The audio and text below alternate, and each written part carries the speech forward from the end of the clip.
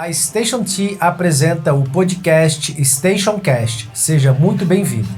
Eu sou Rodrigo França e estarei com você nessa jornada a cada semana, trazendo conteúdos da agenda ESG, inovação e tecnologia, economia criativa e startups, preservação do patrimônio e smart cities, por meio de entrevistas com os melhores e mais renomados profissionais de cada área, em um bate-papo super empolgante, informativo e descontraído, sobre essas tendências e conceitos que estão transformando o nosso mundo.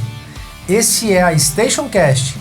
Próxima parada, futuro, conectando você a ideias que movem o mundo.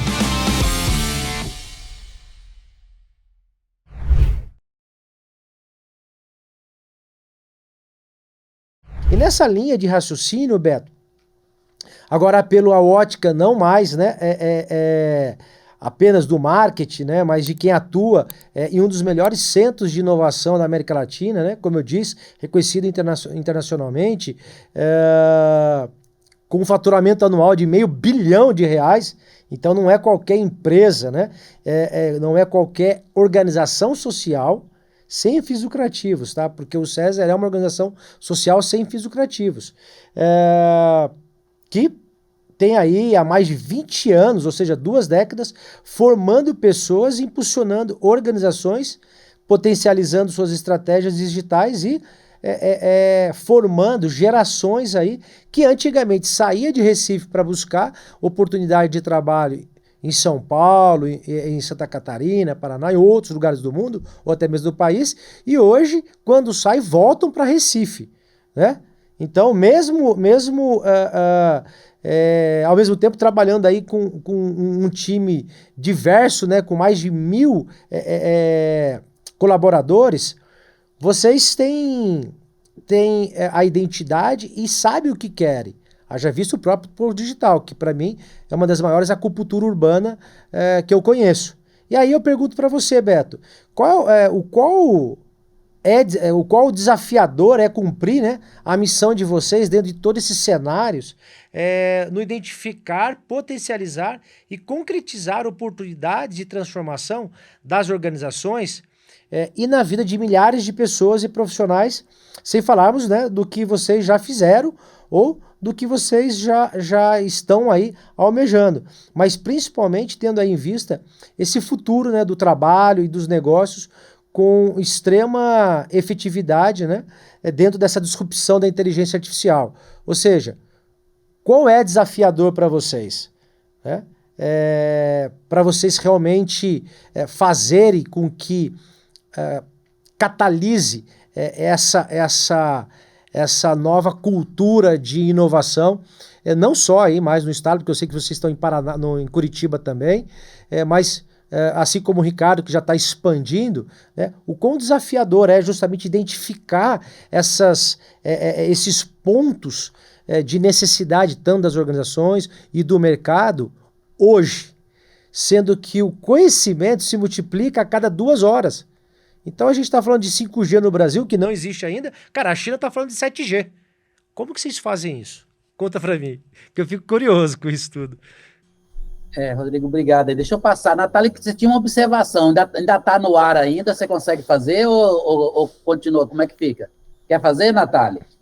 Não, eu tinha falado que quando o Rodrigo estava fazendo uma observação em relação a querer ser a pessoa ou não, mas eu ia falar, eu interrompi o Rodrigo para falar que acho que as pessoas têm que criar os seus próprios caminhos, né? Elas podem se basear em modelos já existentes, mas elas não podem copiar e colar, né?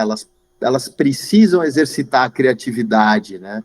Os modelos, eles se complementam, alguns se repetem, mas de forma mais autoral, né? No meu caso, eu vejo frequentemente modelos copiando, assim, o meu tagline. Aí você assim, caramba, mas não dá para ser um pouquinho mais criativo? Muda a palavra, coloca o final no começo. Hein? Então, a minha interrupção ali foi não necessariamente ser a pessoa, mas criar o seu próprio caminho, né? A partir baseado em modelos que são vencedores, né? Mas obrigado. Não, mas é um bom gancho aí que o Natália trouxe, né? Eu acho que, como você falou, cada pessoa, cada organização é única. É única, não tem duas pessoas iguais no mundo, eu acho que nunca teve. Se você olhar o seu filho, o seu irmão, por mais que eles tenham sido criados num ambiente semelhante, eles são muito diferentes, entendeu? Então, eu acho que quando você olha para dentro de você e você enxerga quais são as suas dificuldades, o que você é bom, o que você gosta, o que você quer ser bom, isso é que diferencia você, entendeu? E juntando isso com o mundo do trabalho, as novas experiências de trabalho, a tecnologia chegando, o que eu vejo é o seguinte: a coisa mais importante é o humano. A tecnologia ela é uma ferramenta, ela é um martelo, certo? O martelo, uma das primeiras invenções da humanidade, ela tem um formato específico, um balance específico, que a física explica melhor do que eu, certo? Eu não sou físico, mas ele é perfeito para bater um prego ali. A tecnologia que a gente está vendo agora de inteligência artificial é a mesma coisa. É uma ferramenta que permite a gente fazer coisas de maneira mais eficiente, mas ela não substitui o humano. O humano sempre será o diferencial, na nossa visão aqui no centro. A inteligência artificial, tem muita gente falando, vou acabar os empregos, tal, não sei o que. Sempre teve isso. Quando surgiram as máquinas lá, antes dos tecelões, vou acabar com os tecelões, tal. Não, vai mudar a forma que o tecelão faz a coisa. Talvez aquela função ali de fazer botar a trama, passe a ser feito por uma máquina. Mas quem decidiu que trama ia ser colocada? Quem mantém a máquina? Quem cria as máquinas? Então, eu acho que o humano é o mais importante. E o humano é único. É bom você ter modelos, inspirações, porque elas te mostram coisas que são possíveis, certo? E quando juntando isso com a minha história, né? Quando eu nasci aí em Lorena, eu jamais ia esperar que 57 anos depois eu estaria em Recife. Mas os diversos caminhos da vida, as decisões, algumas conscientes, outras não, trazem você aqui. Mas desde pequeno eu quis trabalhar com tecnologia. Desde que eu tinha lá 14 anos, já programava num TK-85. O nosso público provavelmente não sabe, mas o Natália talvez se lembre, entendeu? Programava no TK-85. Eu queria estar naquela onda dos computadores, aquele negócio mágico que você podia jogar nele, negócio legal. Então, assim, o que eu vejo como desafio é assim: o mais importante é o humano, o mais importante são as potencialidades do humano, e a gente vai combinar isso com tecnologia para criar experiências únicas. O Natália falou uma coisa que eu achei uma sacada muito legal: a experiência enquanto um elo de conexão entre as pessoas. Aqui o Silvio sempre fala que a gente sonha um sonho em conjunto. Então, pessoas de diferentes lugares, para você ter uma ideia, a gente tem indiano aqui no César que fala português e conta piada em português, meu amigo Devendra, certo? A gente tem mineiro que é de Varginha, corria atrás do chupacabra quando ele era jovem, certo?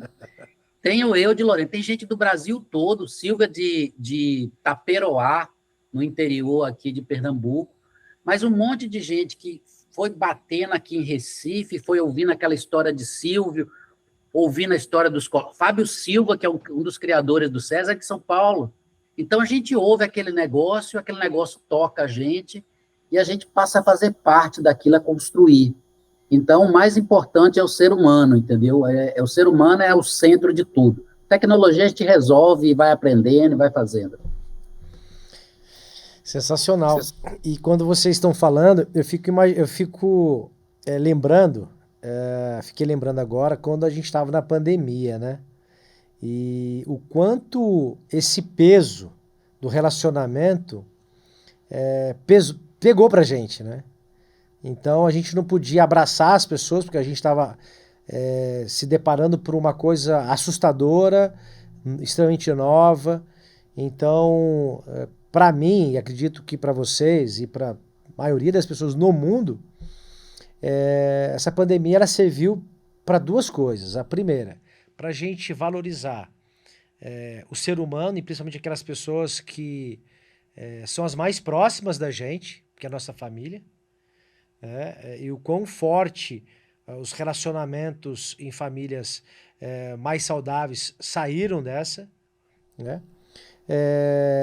Por um outro lado, a questão que vocês dois colocaram, que é realmente tudo que a gente faz, e a isso eu tenho certeza, que tanto você, Ricardo, quanto você também, Beto, CEOs, profissionais de duas empresas incríveis e que motivam outras pessoas, assim como me motiva você, é realmente fazer o que faz com o amor, né, com aquele prazer, com a excelência de quem realmente vai entregar o melhor. A consequência do sucesso, ela é inevitável. Então eu costumo dizer, as pessoas perguntam para mim, cara, como que você, por que você faz o que você faz? 12 anos se dedicando para um projeto, para um patrimônio que não é seu, é um patrimônio da Ferroviário. Eu falei, olha, para quem já quase morreu, né, eu tive a oportunidade de voltar, de não morrer aos 47 do segundo tempo, isso é um papo para uma outra hora, quem sabe para o meu livro. Eu costumo dizer que quem viu a morte de perto, abraçando, assim, com os braços abertos, e você ter a oportunidade de você viver novamente, cara, a gente não tem tempo para perder, né? Então, você quer realmente fazer as coisas acontecerem. E eu fiquei pensando, sabe, o Ricardo Beto, falei, cara, se eu morresse aquele dia, quem seria eu? Cara, eu seria mais um Jaz aqui, um fulano de tal.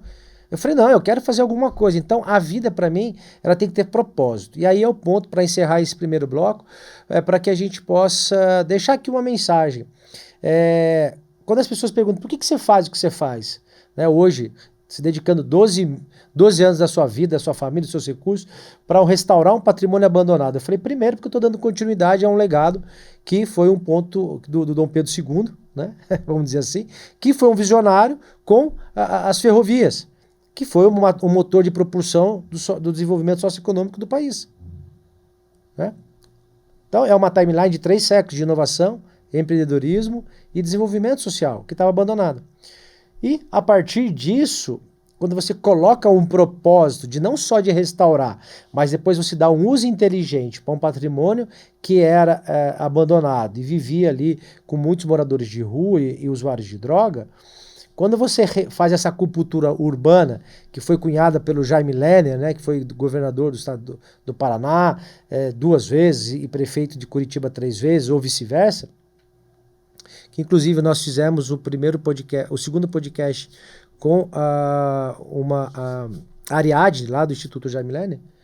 Quando você imprime aquilo que você faz para uma cidade, um benefício, seja ele um patrimônio, seja uma pessoa assim como eles, você vai deixar uma semente que depois, quando você morrer, alguém vai lembrar, puxa, ainda bem que tinha um César, cara, eu aprendi tanto com o Ricardo Natali, puxa, ainda bem que tinha um maluco lá em Taubaté, aqui na minha cidade, que colocou o propósito acima de tudo, porque quando falta dinheiro, e esse é o papel, e isso é o porquê realmente essas duas pessoas me inspiram.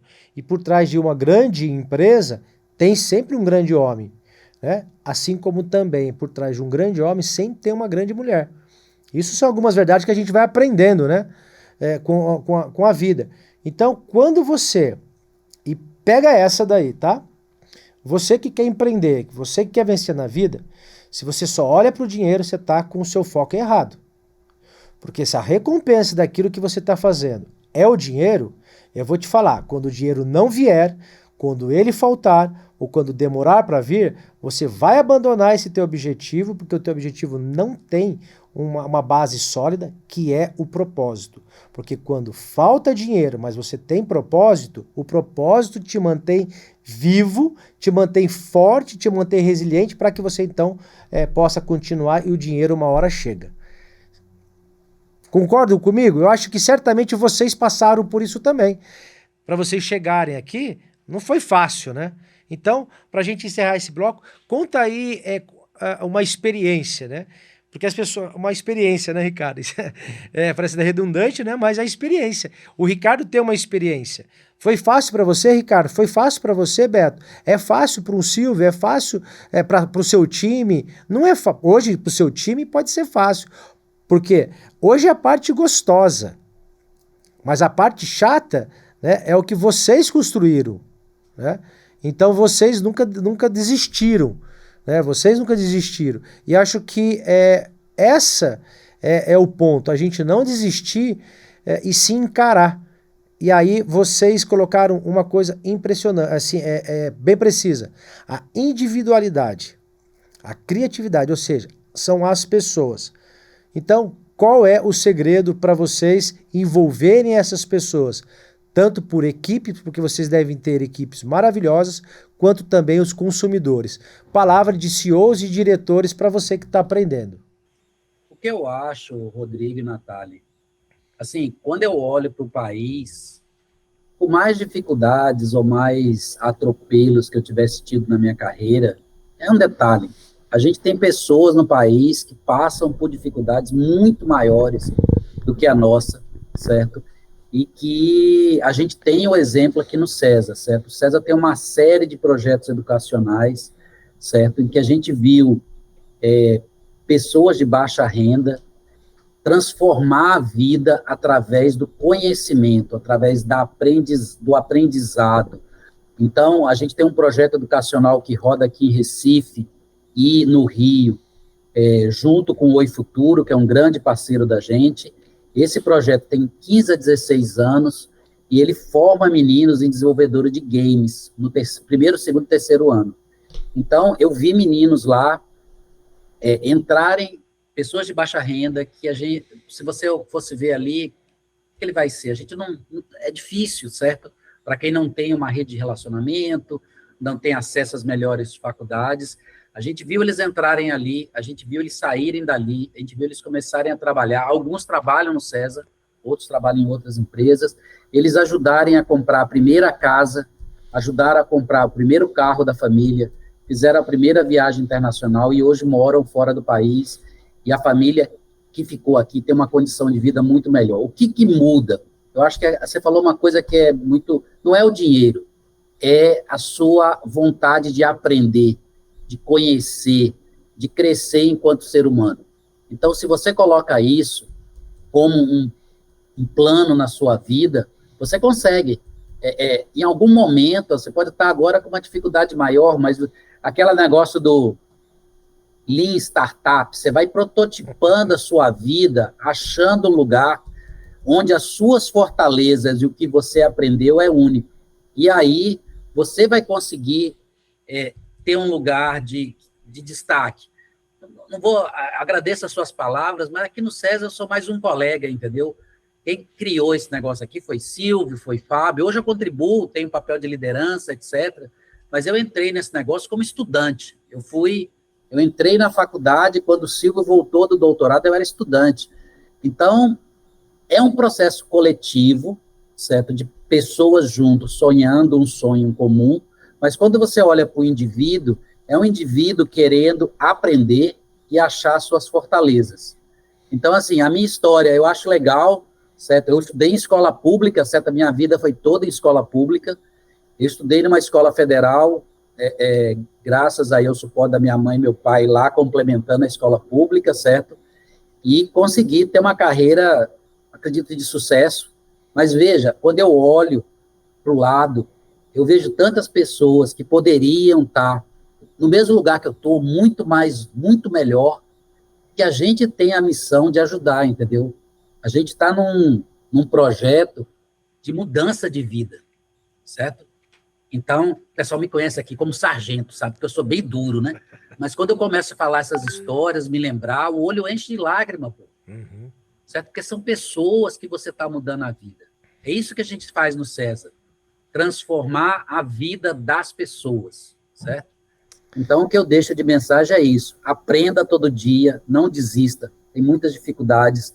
Ache o que você gosta de fazer, o que você é bom. É uma combinação do que você gosta com o que você é bom e você vai prototipando a sua vida. Nem sempre o caminho de onde você vai chegar, que você quer, é um caminho linha reta. Ele vai para lá, depois volta para cá, depois vai para lá. Ache pessoas de bom coração, que tem muitas pessoas nesse mundo de bom coração, para conversar. O que você acha? troca uma ideia comigo. A gente faz muito aqui no César orientação de carreira, sabe? Aparece os meninos por lá. Aí, de vez em quando eu tô lá pelo César, eu pego, vamos sentar aqui para conversar. Por que você está fazendo esse curso? A gente conversa e tal. Veja, se a gente der 5 minutos para uma pessoa que passa do seu lado, a gente transforma a nossa vida e a vida dos outros. Essa é a minha reflexão sobre a sua mensagem. Natália, é contigo. Não, eu quando, em 2010, percebi que os eventos de experiência já estavam um pouco até esgotados, porque eu estava fazendo muito, eu estava fazendo 20 eventos por ano, eu estava no 4º, 5º ano, já tinha 100 eventos, o repertório já estava acabando.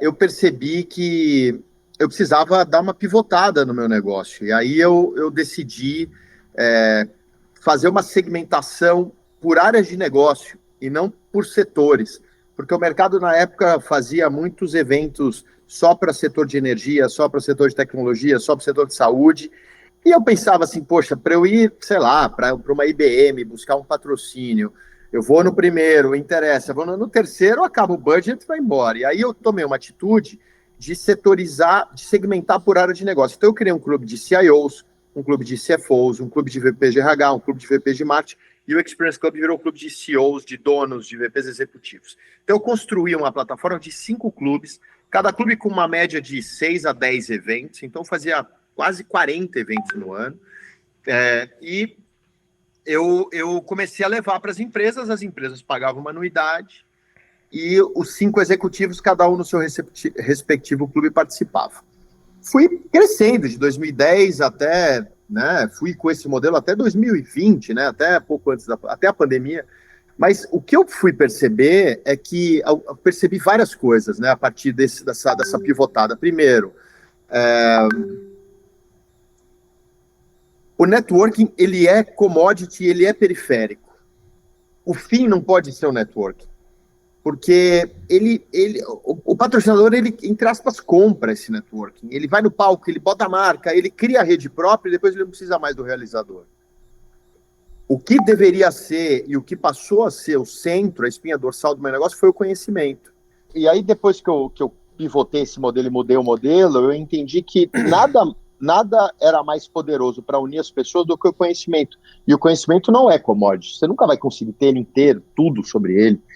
Então, eu fui percebendo, trazendo speakers, temas, debates, painéis, sempre com muito cuidado, sempre com muita noção do meu lugar, Assim, eu não sou o dono do evento no meu troninho de ouro no palco.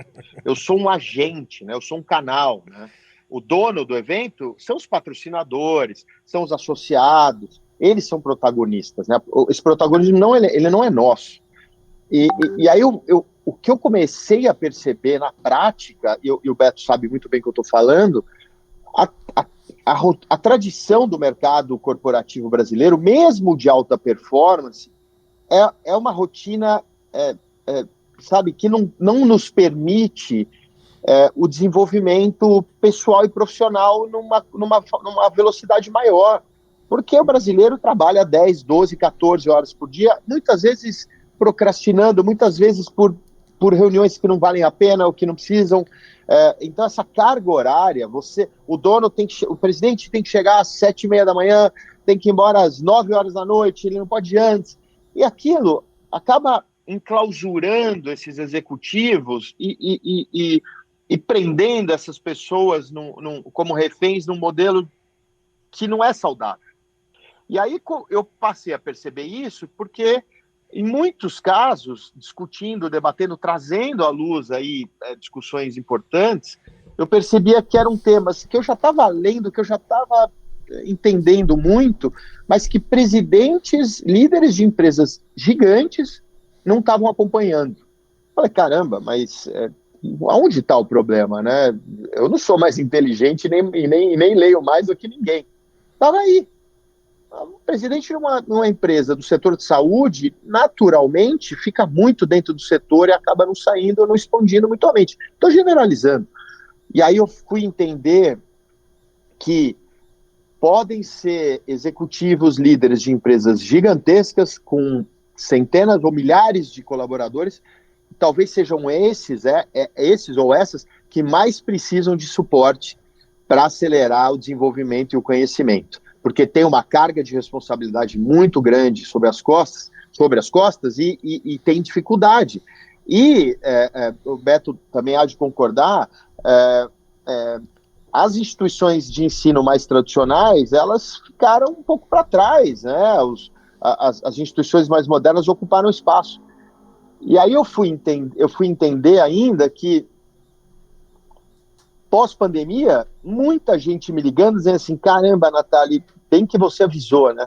Bem que você falava de transformação, de gestão Lean, de Agile, sabe, de Business Transformation, bem que você falava. Agora eu preciso fazer tudo isso em 3 meses.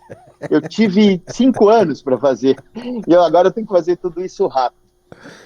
Então, assim, a conclusão é, ou a gente mergulha em conhecimento, muda a rotina, passa a enxergar que ficar na minha casa, lendo, estudando, é obrigação da minha rotina diária, ou a gente continuará sem um nível de competitividade comparado com os grandes países ou as grandes nações. E o Brasil tem um talento humano que é incomparável, um povo criativo que é incomparável, uma flexibilidade e versatilidade que são incomparáveis. Agora, na grande maioria de um povo ultra talentoso, a gente não tem o histórico e a rotina de se autodesenvolver ou de estudar mais. E aí o brasileiro tende a acordar pensando no happy hour, pensando no bar que ele vai depois do trabalho.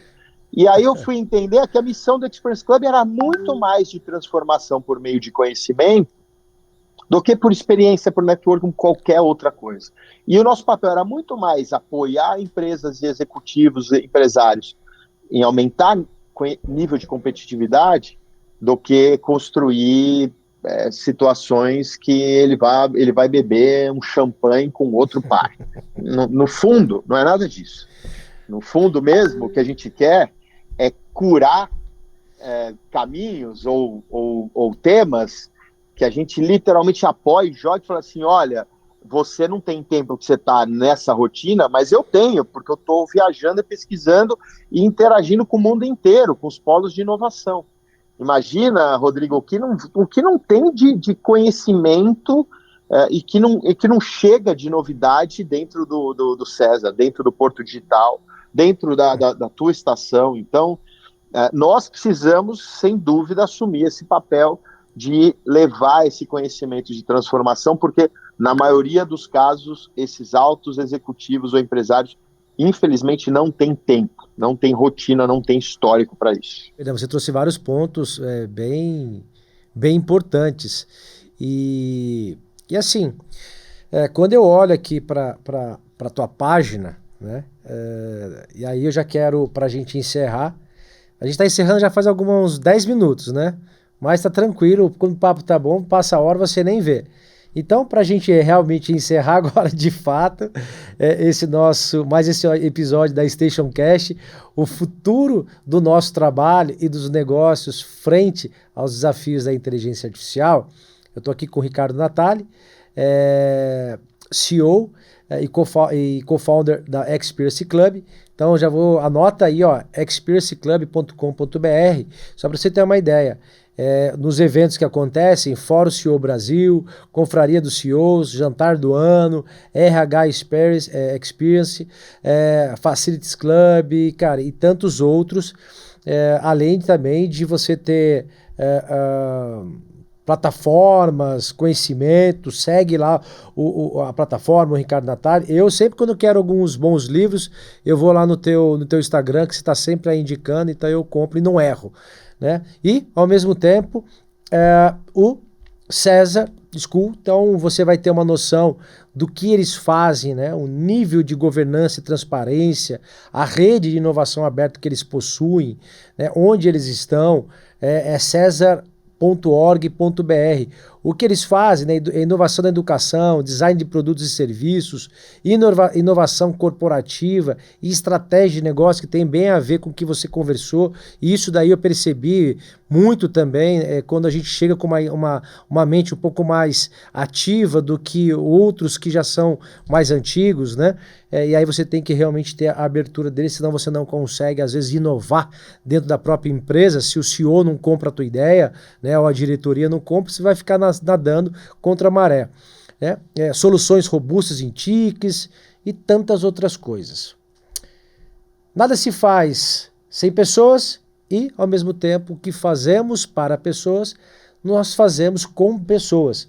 Então, fique ligado, porque no próximo episódio a gente vai dar continuidade aqui com esse tema. E não esquece de se inscrever. O objetivo nosso não é monetizar, mas assim ser uma plataforma Fast Learning para que você possa então aprender tudo o que está acontecendo sobre inovação, cidades inteligentes, economia criativa, negócios e tantas outras tendências e novidades e conceitos que estão transformando o nosso mundo. Um abraço grande, fica com Deus e até o próximo episódio.